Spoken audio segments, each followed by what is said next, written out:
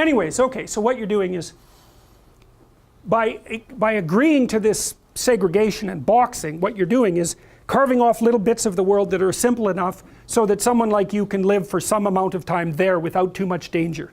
And everyone agrees to do that, roughly speaking, because everybody needs to engage in that process of simplification and safety provision. And so we have towns, and the towns are nothing but boxes, but inside boxes. So there's a good, a good schematic of a little house, and you can see that even inside the same place we segregate off rooms for different purposes. And then what's interesting too is that we set up those rooms as little dramatic spaces, right? So you furnish them, and you furnish them with things that tell you how to behave in that room. So a table and chairs tells you that's where you're going to eat, and that's where people are going to sit, and they're going to sit facing each other. That has certain implications because the chairs don't face the walls, they face each other. And you have a living room where it's comfortable and there's a fire, and you're setting up little stages basically, so that just like kids do when they pretend, they all assign each other roles, and then they lay out a little drama. And that's what you do when you invite someone over. Well, let's sit in the living room. Well, you'll probably get a drink if you sit in the living room, and hypothetically you're going to have some conversation.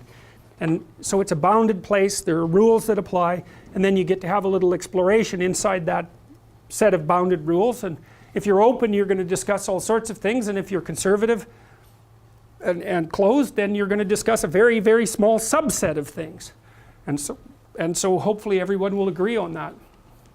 So that's one form of binding. And then another is, well, we put boxes around each other when it comes to groups. And so this is I think this is a picture from the Democratic convention when Obama was elected, if I remember correctly.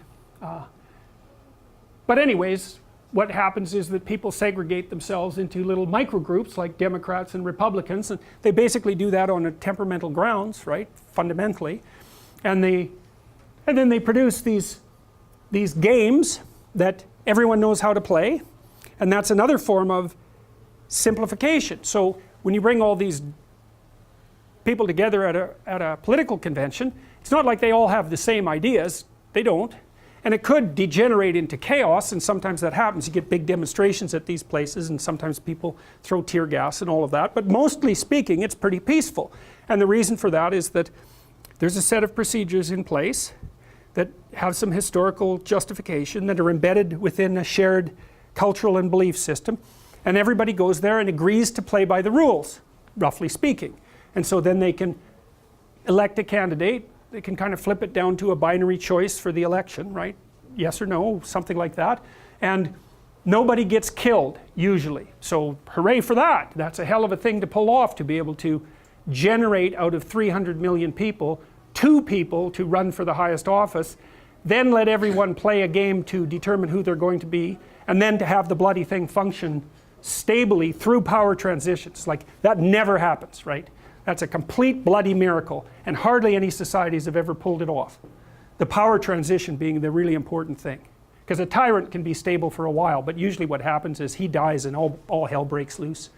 So I think George Washington, I think it was George Washington that said, or had said about him, the reason that he was a great leader wasn't because he was president, but because he stopped being president. And that's really worth thinking about.